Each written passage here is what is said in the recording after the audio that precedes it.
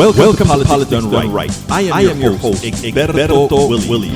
This is a progressive program that will take mystery out of politics. This is the program that will encourage you to make sure government becomes we the people.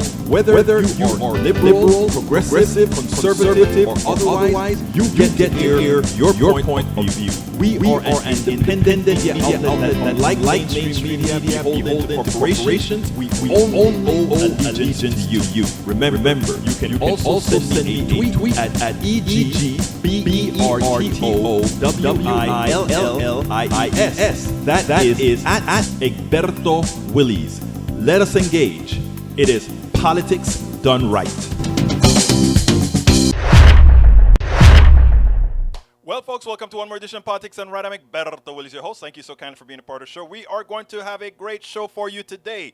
Let me know, are there echoes or something that I'm not seeing or whatever? I feel like I see all my screens looking fine. Just let me know if everything is running fine as it should with my voice, no echoes, all that good stuff. Anyhow, welcome aboard, Michael Rudnan. Welcome aboard, Bridge MCP. Paul Fleming says, ATL checking in. AVQ says, I'm muting the audio until the theme is done. Okay, so how is it? Echo is gone now. AVQ audio is good now. Tom C., welcome to Politics Done Right. Let's see what else we got here. Okay, E2247, welcome aboard. Para ver quién estoy olvidando. I think I got everybody that's in so far. Voice is fine. Music was weird. Then echo all good. I don't know. It may have been that I had two channels on. I'm not sure. You know, it's a bunch of whole different stuff to control all at once. Melanie Keelan, she's here today. Good evening, Melanie. How are you doing? Saw your messages on YouTube. Peggy Lopez is in the house. All seems fine by me, she says. Okay, let's get busy. Michael Rudnan says, Egberto, did you get a chance to see the videos that I did? Believe it or not, I did. And you know what? Let's try something here because I didn't get a chance to cut them. Like I said, I have a whole lot of stuff going on here more because, you know, I'm going to daily. I'm going to be, my show is going to be daily at KPFT on air and at kpft.org. So it keeps piling off, and then you guys know I leave town next week. So I have to prepare some shows for you guys while I'm on the train and all that kind of stuff. So I want to make sure and get all of that taken care of. But Rudnan, I want to play the video that you put out there, and what I'm doing right now as we speak is I'm going to go and find that video and see if this works. If this works, it's going to be good, because what I think I can do is I think I can play it directly from the text that you sent me. So we are going to go with the first one and see how that goes. Okay, let's go ahead and do that ahorita mismo. But I'm not going to play the ad that they're doing here just because I don't know if that's... Here we go.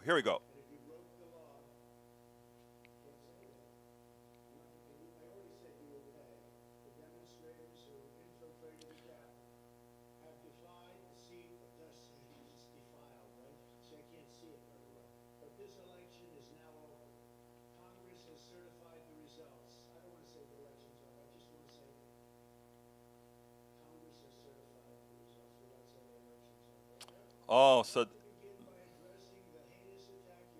hold on, let me see if I can fix that. My only goal was to ensure the integrity of the vote.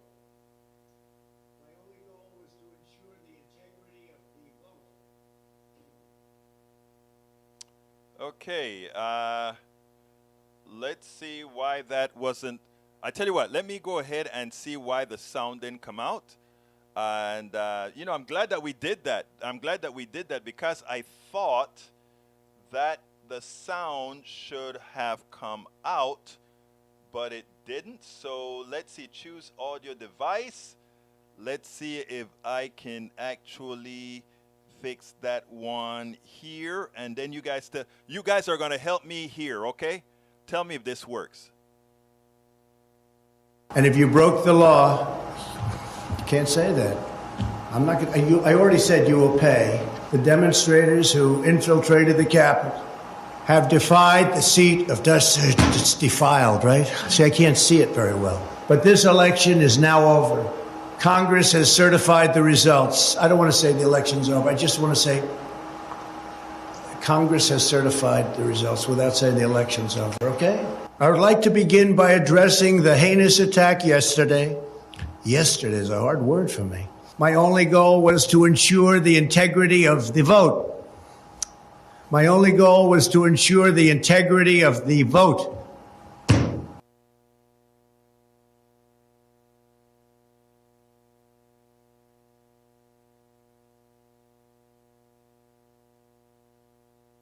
And what Trump's going to do is just declare victory, right? He's going to declare victory. But that doesn't mean he's the winner. He's just going to say he's the winner. The Democrats, more of our people vote early that count.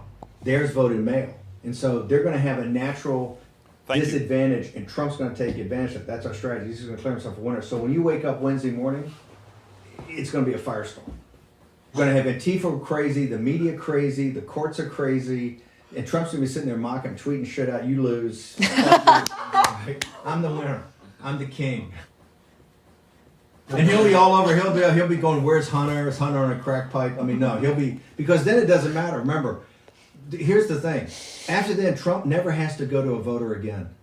He's going to fire Ray, the FBI director, and fire the he's going to say, fuck you, how about that? Because he's never going to, he's done his last election. Oh, he's going to be off the chain. He's going to be crazy. Also, if Trump is losing by 10 or 11 o'clock at night, it's going to be even crazier. Because he's going to sit right there and say they stole it. Agree. I'm directing the Attorney General to shut down all ballot places in all 50 states. It's going to be no. He's not going out easy. If Biden's winning, Trump is going to do some crazy shit. And there you go. That for all the right-wingers that don't realize that this was a planned coup, there it is, folks. There it is. Anyhow, we got a great program for you today. Let's go ahead and get busy. First of all, let me see if anybody else new came in. Welcome aboard, Vincent Trudelli. Welcome to Politics Done Right. Welcome aboard. Let's see. I saw somebody else that I hadn't seen before. Let's see. ¿Quién más está aquí? I think you guys can hear me clearly now. I saw another name in here. Fargo, the movie. Welcome aboard. Okay, let's go ahead with Macaroni says, Egberto, did you get a chance? Yes, I got a chance to do all of that. Okay, here we go. New York Times, kind of wild, creative emails shed light on Trump fake electors. Previously undisclosed communication among Trump campaign aides and outside advisors provide new insight into the efforts to overturn the election in the weeks before. The information the New York Times posted repeatedly puts fake in quotes as if they are the original emails who are actually quoting someone. My guess, they are quoting a particular someone who would call this fake news. Yep, I'm looking forward to these emails being labeled exhibit in a court against Trump and all those who planned and incited the January 6th attempt throwing off our government not too long ago as a veritable mountain of evidence keeps piling up. Yeah. The guy actually used the word fake to describe the electors that they wanted to go in there. Then he writes another email and he said, well, I guess we should call them alternative electors instead. I don't think you put that part in. Okay, the Daily Beast report, lawyer called electors fake in the email Trump called. Jack Wilmer, who helped organize pro-Trump electors in Arizona, wrote in December 2020, email to Boris Epstein, you know Boris, who he is, a Trump campaign advisor, we would be sending fake electoral votes to Pence so that someone in Congress can make an objection. Then we start counting the votes and start arguing. Votes, the fake votes should be counted. Last one, The Hill. Former DOJ official labels Trump allies malevolent nincompoops over fake elector scheme. David Loffman, former Department of Justice federal prosecutor, said they knew this was a big lie. They knew this was a fraudulent scheme that they were seeking to perpetrate against the United States government. They are nincompoops, but they're malevolent nincompoops. You hear that, my right-wing listeners? CBS News, Justice Department, from Michael Rodman again, investigates into January 6th, now encompasses communication of allies of Trump. The Justice Department criminal investigation into January 6, 2021, rioting at the U.S. Capitol, now includes questions for witnesses about the communications of people close to then President Donald Trump and the re-election campaign. CBS News has confirmed, I've always wondered who would slap the cuffs on Trump first, whether it be New York on multiple financial crimes, Georgia for subordinate election fraud, or DC for planning an insurrection. And every time I'm wondering, I have to remind myself that the wheels of justice grind slowly. E22447 says, disempower this mythology and the political functions it serves in the larger project of U.S. settler colonialism, hate on which U.S. is founded, including but not limited to racism, patriarchy, slavery, homophobia, genocide, military capitalism, economic domination, and military imperialism. Wow. That one sentence, powerful. But he says, hey all, she doesn't like the music because it was all screwed up in the beginning. Sorry, girlfriend. All right, let's see what else we got here. Lister Waters in the house. Peggy Lopez in the house. Lynn Halsey Taylor. Lynn Halsey Taylor, didn't we come to the conclusion that you were a bot probably controlled by the same person that control others? If you're not a bot, say something. All right, Eric Hayes says hello. We got, who else we got in the house? Benij wants to know where's Lynn's sister. She's usually here at the same time. Sister Jan, I think is who you mean. Okay, let's see what else we got here. Eric Hayes says, Beto, you're on mute. I know. I fixed that. All right, what else we got here? Because I got a lot of videos for you today. Michael says, I think the conservatives need to understand that Trump knew he lost the election, and what happened on January 6th was Trump knowing he lost but still trying to hold on to power by sending his followers into harm's way on yet another lie. Okay, what else we got here? British MCP says, dog with a bone, Eric, not the point, except the point. Guess the laptop is still fake. Oh boy, you poor soul. I mean, Eric, well, I'm not going to say that. That isn't a nice thing if I said it. Okay. All right. Let's see what else we got. Okay, let's go to the videos. And this is going to be an important one, folks. Here's the deal. Stephanie Rule, today they increased the percentage by 0.75, and I hate that, right? Because Roberto Luis, bienvenido a Politics Done Right, my friend. One love. All right, as it turns out, I want you to listen to Stephanie Rule, and then we'll take it on the other side. Stephanie Rule strikes again. She decided not to accept the revisionist history by either President Trump or a particular senator who tried to make believe that somehow Donald Trump came in, saved the economy when he got elected in 2016, and somehow Biden is destroying it. Of course, it's all ridiculous and far from the truth, but let's go ahead and listen to what she has to say, and then we'll take it on the other side, because it is important that we not allow fallacies to cauterize. Very important. Check this out. We'll take it on the other side. 2 years ago, we had the greatest. There's never been anything like it. 2 years ago. It's greatness like no one had ever seen. The last thing before we go this evening, revisionist history. Our friends over at The Recount uncovered some interesting sound from Marsha Blackburn today. Watch this. Under President Trump, economic success was pretty much a given. The country was recovering from the pandemic. We had a plan to repair our supply chains, and the American people were starting to have hope that the dystopian nightmare they'd been living through was finally over. Hold your horses. Under President Trump, economic success was pretty much a given? For fact's sake, let's take a look back at the Trump economy.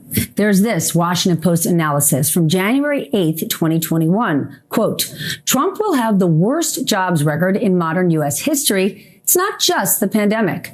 Trump is the only modern president to leave office with fewer jobs than when he took office. 3 million fewer jobs to be exact. Of course, the pandemic was the root cause for so many jobs lost across the country in the late part of his administration. But this chart right here shows that even before the pandemic, job growth under Trump was at a lower pace than most other presidents. And as the Washington Post puts it, quote, President Trump took office at the crest of the longest economic expansion in U.S. history. He leaves presiding over the worst labor market in modern U.S. history, as an already sputtering economic recovery has turned negative. Remember, Trump took office with a winning economy. So let's fast forward to right now and look at some key numbers to come this week. Today, we learned consumer confidence has declined for a third straight month. Not good news, but also not a surprise. When everything in your life costs more, you don't feel good about the economy. And when the tool the government uses to slow rising prices makes it more expensive to borrow, well, we don't like that much either. And tomorrow, we're going to find out if the Fed plans to raise rates again, and they likely will. On Thursday, we get GDP numbers, likely going to show a second quarter of decline. Also, not great news, but it doesn't mean it's a full-blown recession. Why? Because there's other things. Good news. We've got low unemployment, steady job growth, and a high rate of savings. The economy is not all good. The economy is not all bad. What we have in this giant country of ours is a complicated economy. And that's the truth. And that is the truth. Folks, the reason why we need to keep putting these types of messages out is because the GOP has no problems lying, even as the evidence is in front of them. They have no problem lying to their people. And, you know, we have their people who continue, those people who follow the GOP, those people who vote for the GOP. They're not bad people at all. It's just their source of information, the sources that they trust, lie to them. And what we have to do is, there are two types of people that accept those lies, right? The ones that simply need a reason to justify who they really are, so they accept a lie, deep inside knowing it's a lie, but they can always say, well, my senator said this. And those who genuinely are ignorant. In other words, the willfully ignorant and just the basic ignorant. So once we hear this type of information, we put it out there. Now, the person who doesn't know, they have a legitimate place, a choice to make. The willfully ignorant, there's not much you can do there if they are trying to find justification for their horrendous beliefs. But you know what's the good thing about all of that, based on my experience? They don't make up the majority. They don't make up the absolute majority. So we still hold the winning hands. Truth be told. We spend a lot of time deconstructing the news, and that is important. Let me tell you something, because the great thing about having people from all stripes coming into our fold, meaning we chat together, we have fun together, we talk together, and we look at fact-based info together. I want to read from Eric Hayes, and the reason I'll pick on Eric Hayes today is that the prototypical person who needs justification for them being completely wrong, but not wanting to accept it because it messes with their maybe cultural expectations as a conservative, this is a perfect example. I want you to listen to what Eric says. He says, "Oh my God, the jobs would have been lost in any pandemic. So please, even this administration has the same thing. Just let the economy go back to what it was. Whoa, now we have chaos, but there will be recession report tomorrow, and that, you can imagine it." That is what, when I talk about willful ignorance, that's what I'm talking about. Remember, Stephanie Ruhle, she wasn't one-sided with her argument or discussion. She laid it out. She gave the charts. And this is what the chart says. Yes, Donald Trump, the pandemic started under him, and that vast loss of jobs occurred under Donald Trump. Fact. Also a fact, Donald Trump's economy was doing much worse than any current or modern president that preceded Donald Trump. And she showed the charts that describe the economies, that shows Donald Trump from he took office, his economy trailing Barack Obama, trailing Clinton, trailing Reagan, and Reagan wasn't all that good, even though people like to put it that way. And I'll show you that data a little bit later. So all this data is being shown, not facts, being shown to somebody like Eric Hayes. Remember what I said at the end where I gave a narrative. There's the ignorant, and then there's the willfully ignorant. I know my brother Eric Hayes personally. I know he has a mind. And I know that he actually has a modicum of understanding of numbers. If you saw the charts that show Donald Trump was underperforming any other president before the pandemic, if you can also show, and I have another video that I got to show that is very important that I'll show about these guys. But we show on the charts, he was underperforming. His policies are lousy, like most Republican presidents, which we're going to show the differential in presidents in a minute. But he was a failed president before the pandemic. It just got exacerbated when he got hit by the pandemic. Okay, so now let's look at some more necessary and clear facts. I went back because I knew how some people would have taken this message, right? So I wrote an article several years ago that I brought back. And I'll answer his other silly statement about inflation a little bit after this piece here. But this video, I want you guys to see this one. This is very, very, very important. Check this one out, and then we'll take it on the other side. A few years ago, two professors from Princeton, Professor Alan S. Binder, Princeton economics professor, as well as Professor Mark Watson, they came out with the definitive report. They looked at, I think, 12 different presidents, 6 Democrats and 6 Republicans, or maybe 8 of each. I don't remember exactly how many. And they did it sequentially, right? And it turns out that the economy does substantially better, out of the margin of error, better under Democratic presidents than it does under Republican presidents. Now, they looked at all kinds of factors. And when it comes to under Republicans, we had certain things like certain types of shocks. So they had to discount for those. So they're saying Republicans just got unlucky with some of these shocks, right? And that's understood. But they said that only explained about between 42 and 60% of the delta, the 2 points or so better that the economy does under Democrats. So it only accounts for a few. The professors, after they've found that the luck part could only be attributed between 40 and 60%. And by the way, I don't even call that luck, because the rest of the world knows who's president of the United States. They know how to act based on who's president of the United States. They know how to spend based on who's president of the United States. And if they think things will go better, of course, an economy which has some psychological factors in there as well would do better. And that's the reason the economy does better under Democrats than Republicans, not only because of policy, but because of expectations and all of that. The professors proved that. You know, their study, their analysis is great.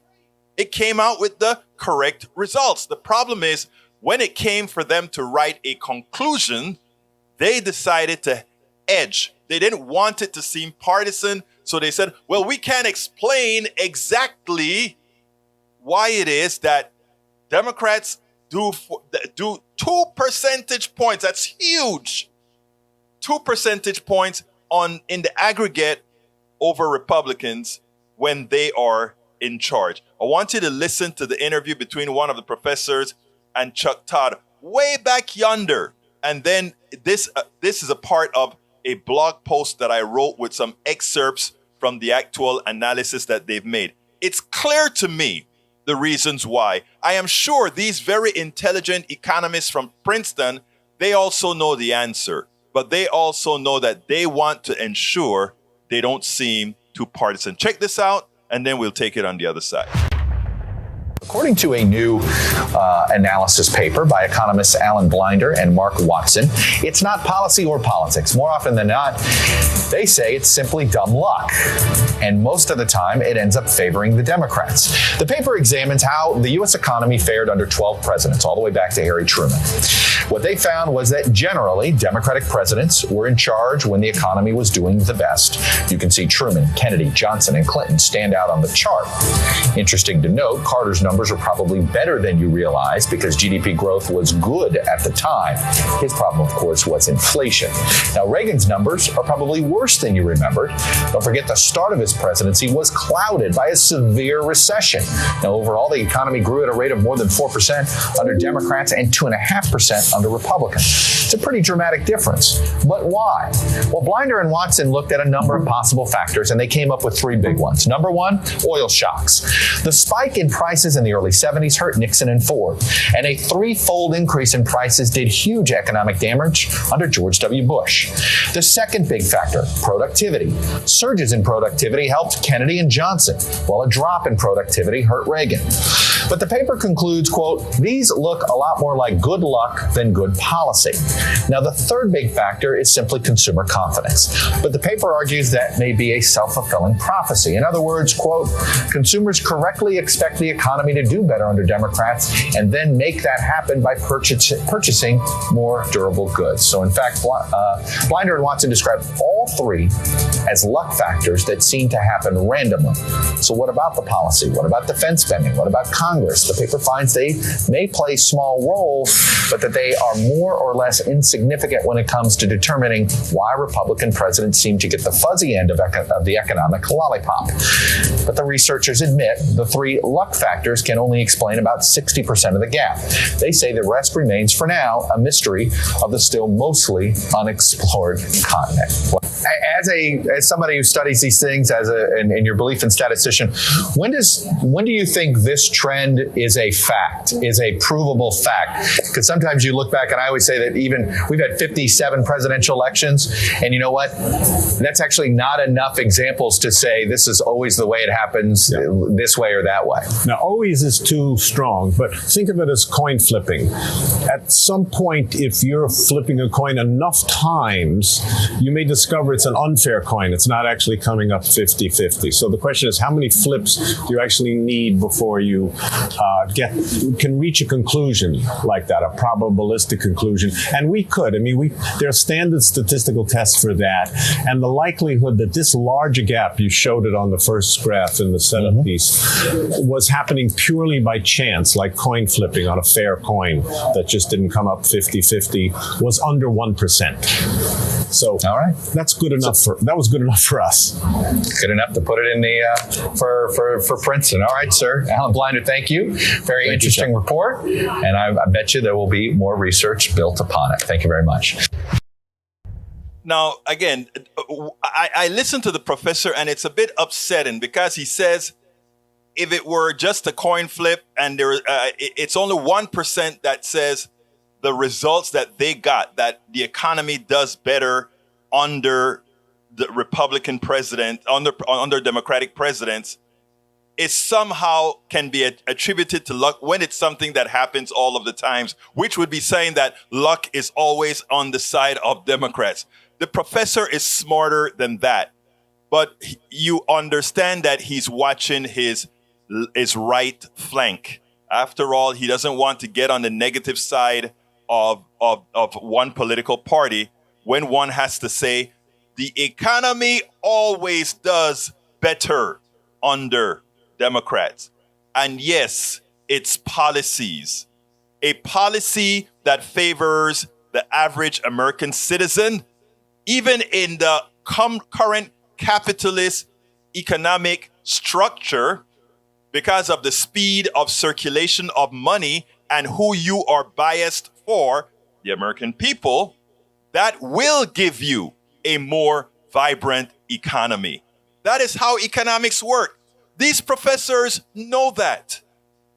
And their conclusions said that. Or rather, the results of the research said that. Now, when it came to expressing the conclusion, they did say it's not chance. Yes, the economy does better under Democrats. But maybe it's luck plus something else we don't know. Of course it does better. And it does better because of policy, middle-class centric policies, better on one side than the other. Not as good as it should be, but better. And that is what's important. And all of you have to keep that on the tip of your tongues. This was very deep research. And let me put my article on the screen because it is very. I wrote it, and I have the article in the link as well. I put the article in there, but I want to put the article on the screen because I want you to. I wrote this article several years ago, but after I saw Stephanie Rule and saw how these Republicans were out there trying to make it seem as if Donald Trump had a good economy, just like they made it seem like Ronald Reagan had a great economy when the person that had the largest employment growth in American history was who again? Clinton. Nobody, Clinton is the one who first in these recent times. Clinton, I don't particularly like Bill Clinton. He's a neoliberal, but Bill Clinton balanced the budget. And he passed the tax increase to do it. Every Republican voted against it, said the economy would crater. Those of us in the know understood if you increase taxes on the wealthy and that money gets recirculated into the economy in a more balanced fashion, your economy explodes. And that is what happened under Clinton, giving Clinton the largest employment. And I wrote that in my book. As I see it, class warfare, the only resort to right-wing doom. What drives me crazy when I wrote this book about that is all this information is in black and white. I got it from all the statistics I got from the different government stuff. So I have a chapter in here called, when I wrote the chapter, the idea was we wanted to make sure to compare presidents accurately on the same terms. So I have a chapter here titled The Presidents. That's all I titled it, The Presidents. And I want you to see the under things. I have Voodoo Economics, the genesis of our demise. That's from Reagan. Then Voodoo Economics Reverse. That was when Clinton came into power, started though actually it was when Bush 1 came into power. Bush 1 was the one who started the reversal of the crap that Reagan brought in, because Bush number 1, he had a tax increase, even though he said no more taxes. Read my lips. He had a tax increase that started the recovery from the demise that Reagan caused. Then came the return of fiscal responsibility. That was Clinton. Balanced the budget, increased taxes further, and created the largest and best economy in decades. Then we had fiscal insanity revisited. That was Bush number 2. Even Bush number 2 came out and said, didn't we give them a tax cut already? When they said we need more tax cuts. He said, I thought we did that already. That's what Bush told his advisor, right? And then, of course, when Obama came in, we have the return to sanity. It's important for folks to understand these different presidents and what they did to destroy or build up our economy. We always have Republicans coming in, destroying the economy, laying the foundations to transfer money from the middle class and the poor to the wealthy. The problem is this. Every time they destroy the economy, a Democrat comes in, clean things up, and then in the process of cleaning things up, let's give an example here with Biden. Donald Trump destroyed the economy again. He created the pandemic by not doing what Obama did when the Ebola pandemic almost took off, right? When under Obama, when a pandemic was about to hit, Obama sent people all over the world. He sent the scientists all over the world to nip it in the butt over there, right? Donald Trump didn't want any of that. He didn't want to take anything real. So we got this explosion in the pandemic. So when people said, well, Donald Trump lost a lot of jobs. First of all, he lost a lot of jobs, period, before the pandemic. He wasn't doing well like other presidents. And after the pandemic, that big job loss came. People want to say, well, it was a pandemic, so it's not his fault. No, it is his fault. If he had handled the pandemic correctly, we would not have had the massive job loss that we had, okay? And then, of course, we recovered that under Biden. Here is the kicker, folks, and this is the important thing people need to understand and tell other people. Yes, we did some recovery and etc. But in the process of doing this, people get upset. You get the inflation now. The inflation now isn't real. Forget what you're hearing on TV. They are protecting the plutocrats. The gas prices that you're seeing falling like crazy, now down 70 cents. 7-0, more than trying to take off the taxes that states and federal governments put on the taxes. Why are they dropping the price? Because there was never an oil shortage, and I told that on the Muslim TV network. Those of you that are listening for the first time, I try to tell everybody the prices of oil should have been falling. Why? Because of the war. Counterintuitive. That's not what you're hearing on TV. On TV, you're saying, oh, this is Putin's inflation or Putin's gas prices. It isn't Putin's gas prices. They're wrong. Putin is still selling oil cheaper than if India and China had to buy oil on the open market. So therefore, if China and India are taking that Russian oil at a discount off of the market, it means that they are buying less of the oil on the markets. And if they're buying less of the oil on the markets, what does it mean? It means there is more of a glut of oil on the market. They're not, I've been begging I've sent emails and tweets and all of that to these folks. And when Muslim TV saw one of the tweets that I put out there, they're like, can we have you on? And I'm not sure. To go ahead, and they say, oh, that's counterintuitive. That's not what everybody's saying. I know. That's because the plutocracy who wants to rip you off aren't going to tell you that. So therefore, if they get the price of oil high, it's a psychological thing. And what they do is they take refineries offline as well. So all of this is occurring, right? And everybody's singing the same song, inflation, inflation, inflation. Sure, if you're running your tractors, if you're a farmer and have to pay a lot more money for diesel, all that inflation that is showing up right now,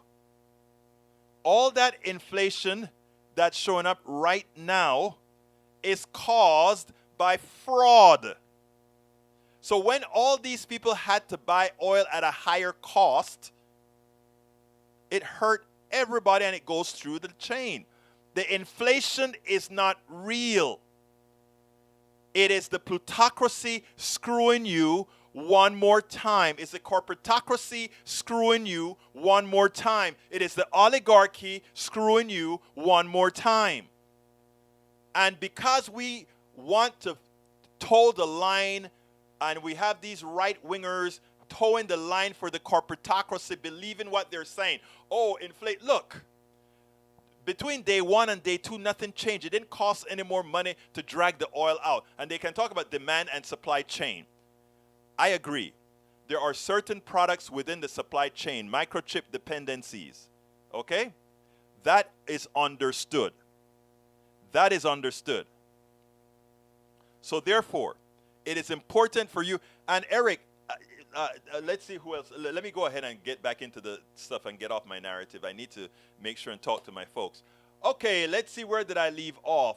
Forgive me if I don't get everything. Microeconomic Institute. Long before COVID-19 pandemic, the Trump administration was squandering the pockets of strength in the American economy it had inherited. Broad-based prosperity requires strength on the supply, demand, and distributive sides of the economy, and Trump administration policies were either weak or outright wrong. All right, other one. Bridge MCP says, pardon the caps from Vanity Fair. GOP voters think losing $1 billion makes someone, Trump, a good businessman. It's amazing, right? The guy has never, ever made a profit. He's just a thief. But some folks like him. Eric A says, oh, yes, economy is great now. Just great. More people are struggling. No, economy is not great. But the people that are screwing the economy has little to do with Biden and a hell of a lot to do with your corporatocracy. You see, if I were president, right, I would show you how you kill inflation right now. One threat, we nationalize the oil companies. Watch how quickly they get in line because they don't want nationalization. That's a cash cow for them. Just like the drug, Biden is going to get a big win. We're going to be able to negotiate starting in 2026. 10 drugs. 10 drugs, Medicare is going to be able to negotiate. That's crazy. We should be negotiating on every single drug. Everyone. In fact, we actually created it. But the compromise was in 2026, 10 drugs. In 2029, 10 more drugs. Are you kidding me? We are giving these guys free rein to rip us off for between now and 2026. What's that, 4 years? And you know what they're betting on? They're betting on a new administration. They're betting on a new administration that's not going to fulfill negotiating by Medicare.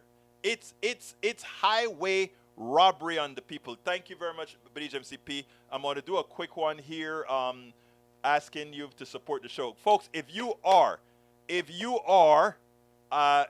like what you hear here, if you want us to continue spreading the word and making sure people understand what's really happening in this country, please support our program. On YouTube, if you can just click that join button on YouTube. If you click that join button on YouTube, you can help make sure that we can get the job done. Oops, I have to bring this up. Alternatively, you can support us by going to politicsdoneright.com. Let me go ahead and put this in over here. You can support us by going to politicsdoneright.com/PayPal. Again, that is politicsdoneright.com/PayPal to provide us support to be able to continue telling the truth, including the truth away from a lot that you hear on mainstream media. You can also support us by going to politicsdoneright.com/Patreon, politicsdoneright.com/Patreon. You can support us as well by going to politicsdoneright.com/YouTube if you're not on YouTube right now. And you can also get our books, and I have several books here. And let me go ahead and give me about another minute and a half to get this out. I have several books that I've written.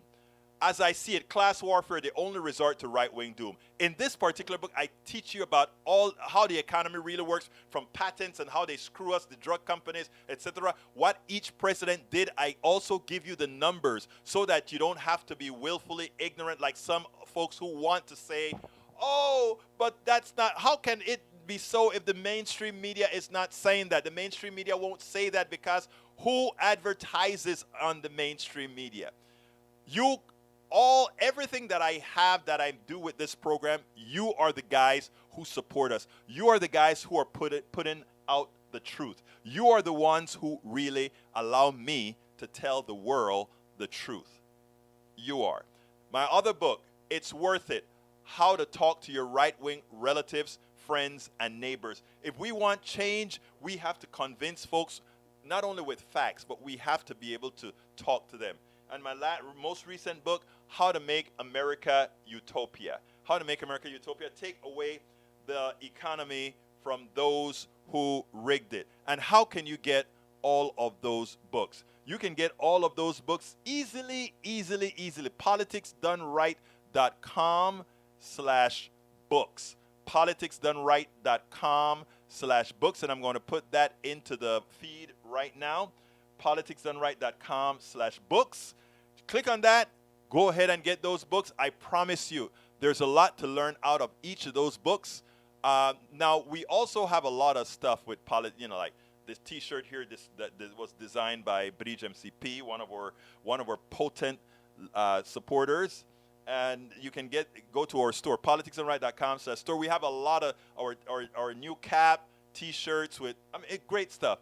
Check out our store. By going to our store, you're ensuring that we can continue to do what we're doing. And of course, I'm going off to New York next week. I'm going to try to make sure to have programs set up to go live when I'm out there. But I'm going to a conference with 32 other leaders where we're going to discuss how to connect between the right, the left, and all that kind of stuff. It's going to be a great thing put out by a great group called the Bridge Alliance. So I'm going to be going out there to discuss how do we interface with each other. And then I'll be going to Netroots in Pittsburgh on, I guess, somewhere like the 17th or 18th. And we need some support for that. politicsdoneright.com/netroots. If you want to assist us in that trip, politicsdoneright.com/netroots. Look, the right wing invest a lot. Let me just give you some interesting things, okay? I've gotten offers. Hey, why don't you the name of your show already says Politics Done Right. You can be like Candace Owens. Candace Owens used to be a liberal, and she became a conservative. I wonder why. And she got super rich by being a conservative. We got most of people that do what I do on the progressive side.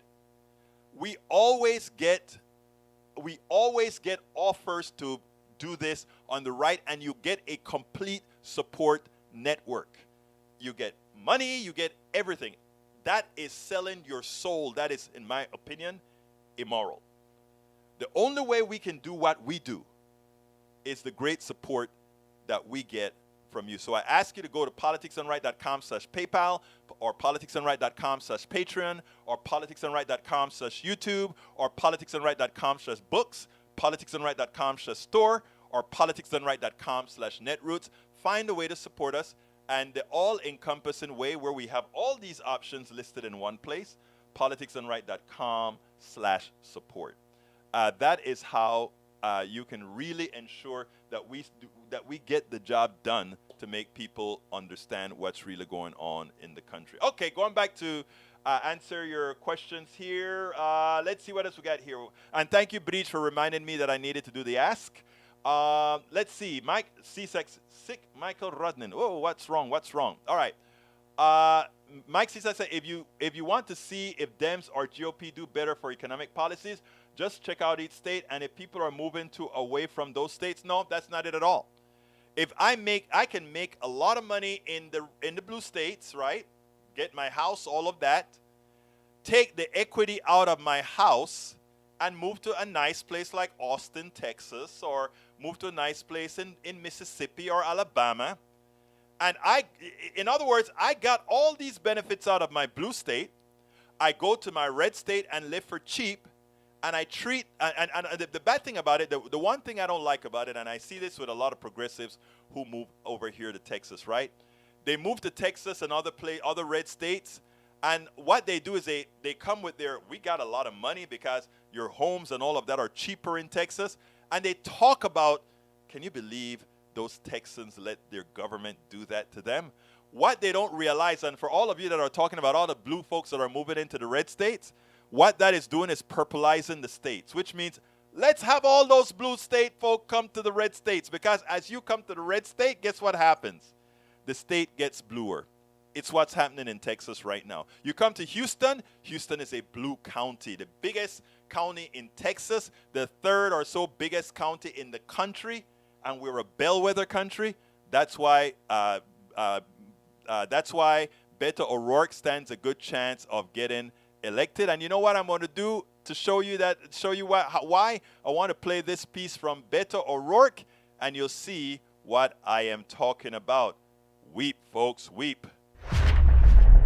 Engage, everybody. This is how you win 2022. I was born a Republican. I've never voted Democrat in all my life. What do you plan to do about the border? Amy and I are raising our 3 kids on the U.S.-Mexico border, and this is what I'm going to do as governor. If you want to come to this country, you want to join a family member, you want to work a job, we want you to be able to do that, but you have to do that legally, and we're going to make sure that we honor the laws on our side. What if Texas elected a governor who would work on rewriting our immigration laws to match our ideals and our values, our necessities, and the reality that we see? What if we had a governor who wasn't trying to scare you about people coming over here to get you? I voted for Mr. Greg Abbott. I voted for Trump for president, but I really like what I heard from Mr. O'Rourke. Me and my family will vote blue. Check out more like this at politicsdoneright.tv or at the links in our bio. All right, check this out, folks. He was down by 15 points. He is down in the last stuff about 5 or so, about a few weeks ago. He's only down by 5 points. and rising fast. The other person that rising is our lieutenant, the person going against Dan Patrick, criminal Dan Patrick. My neighbor, Mike Collier. And remember yesterday I told you guys I texted Mike Collier and said, hey, Mike, I want you to interview, right? I don't know if I was too hot for Mike. Mike sent me a text this morning. Hey, Egberto, that's great. I'm coming to do your show. I'm going to check out my scheduler to see when I can do your show. Then he says, and by the way, we're gaining on Patrick. Hey, I love it. So, Brother CSAC, I want all our red state folks to start moving to our blue state folks to start moving to our red state here, because you know what we're going to do? We're going to turn Kentucky blue. Actually, Kentucky already elected a Democrat as governor. We're going to turn all these states blue. You know why?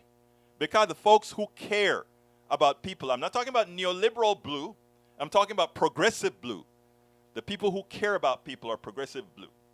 That's what we're talking about. Cox says, people are struggling now because of inflation caused by mega corporations, now mainly big oil, raising prices, also known as windfall profits. I agree wholeheartedly. All right, let's see what else I got here to say. If I miss your comment, just put it back in again, and I'll be sure to get it out. Bridge says, it's weird some right-wingers all say the exact same words in a reply to a fact. It's amazing, I know. That is because when the fact comes out, the people who, the puppeteers, have to have an answer. So they give an answer that sounds kind of good, and then they all jump on it. E2247 says, opinion, when it rains on Donald Trump, it pours. And the deluge is just beginning, by Jennifer Rubin. And Jennifer was one of the most conservative writers, I think, for the New York Times. The New York Times, I don't remember which one. She was so conservative. Now she's anti-Republican. Of what? The new Republican Party, that is. All right, let's see. Vincent, I guess that is in a reply to somebody else, so I won't read that. Carl Cox says, you move to a red state if you want warm weather during those winters. You move to blue states if you want good schools, good emergency service, good infrastructure. Yeah, the good infrastructure, though, is, New York has some issues. And New York needs to I think New York is a very blue state. New York needs to take care of some business out there. New York needs to take care of business because we want our policies to show results. They have to do a few works out there. Bree says, people tend to believe not a fact, but what agrees with them. How they feel it is, not really what it is. Bree, that's true. But we have to find ways to get around that. Why I wrote the book. It's worth it. It's worth engaging them anyway, Breach. Doesn't matter if it hurts sometimes, it takes a while sometimes. We just got to do it. We just got to do it. We just got to do it. I just got a ding-dong. All right, so, yes, we just got to do it. All right, let's see what else we got here. How much time I got? Whoa, time flies when you're having fun. Let's see, I'm coming down. Tom C. says, and here's how deficits went under GOP and Democratic presidents. 70 billion up to 175 under Reagan. Bush 41, 300 billion. Clinton down to 0. Bush 43 up 1.2 trillion. Obama to 600 billion. Trump to 1 trillion. Yeah, the people who are always talking fiscal responsibility are always the ones who spend the most, both in tax cut giveaways and other spending on military, etc. It's amazing. But they talk a good game. The problem is that Democrats don't have those there to speak on their behalf. That's why we are here, to speak on the behalf of progressives. So please, folks, don't forget to support us. Let's see what else we got. Eric is Pelosi cleaning things up now in her district? Pelosi doesn't, first of all, if you understand politics, you understand that a particular district, the person represents the district, but the different municipalities between a district are responsible for local issues. Have you forgotten federalism? I guess you have. All right. Bridge MCP from YouTube, don't reply to me. Carl Cox, you move to a red state if you want warm weather during most winters. You move to a blue state if you want schools. Yeah. Okay. All right, let's continue. where does Eric live? He lives in a red state, right? Actually, he lives in my town. A plutocracy from ancient Greek, wealth or a plutarchy is a society that is ruled or controlled by people of great wealth and income. The first known use of the term in English dates from 1631. I didn't know that. See, I learn from my peeps every day. Let's see what else we got here. Egberto Willis, ding, ding, ding. Yeah, I did that already. Bridge MCP. Who else we got here? Para ver. I'm scrolling down to see things that I need to address as opposed to a conversation between people. Stuart Rhodes' phone was obtained in May 2021, but it still took 7 months to exploit, and his JD is the functional equivalent of a hunting trophy. Okay. All right, let's see what else we got here. I'm scrolling down. Daniel Edoso, Sri Lanka is the poster child for MMT. Nope. Sri Lanka is the poster child of what happens when a plutocracy, when a government is you don't understand MMT at all, but maybe one of these days you will. I have done two shows on MMT. Maybe it's time for me to do a third show on MMT. And Bridge wants me to put something on the screen, and whatever Bridge says goes. So there is what Bridge wants on the screen. It says, keep the immigrants, deport the racists. Actually, I would also have said, keep the immigrants, deport the insurrectionists, or keep the immigrants, deport the traitors. Did you see what that punk had to say recently? I have another video, but I can't get it in time. I'll play it tomorrow. I'll play that one tomorrow. So, but thank you for that one, Bridge. That one makes a lot of sense as well. We are coming up on time. I'm actually at time. So let me go ahead and just put my links in the feed one more time. Para ver. So please, folks, support us by going to politicsdoneright.com/support. Let me go ahead and pull that up. politicsdoneright.com/support, I think, is a keyword. Bye, AVQ. Thank you for being here. Whatever I want, if I had $1 million. You want $1 million? Sorry, I can't help you there. I can't help you. I wish I could.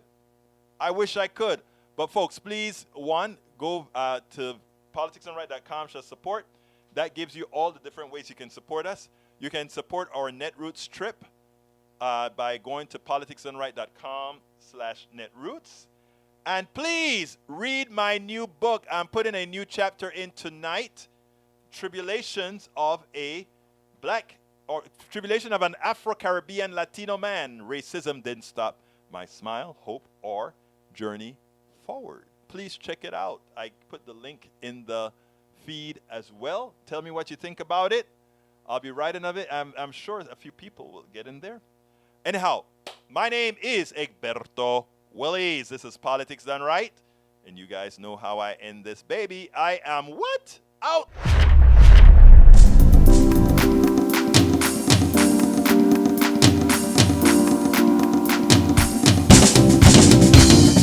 Welcome to Politics Done Right. I am your host, Beto Willis. This is a progressive program that will take the mystery of politics. This is the program that will encourage you to make sure government becomes we the people. Whether you are liberal, progressive, conservative, or otherwise, you get to hear your point of view. We are an independent media outlet that unlike mainstream media, corporations only own allegiance to you. Remember, you can also send me a tweet at EGBERTOWILLIES. That is at Egberto Willis. Let us engage. It is Politics Done Right.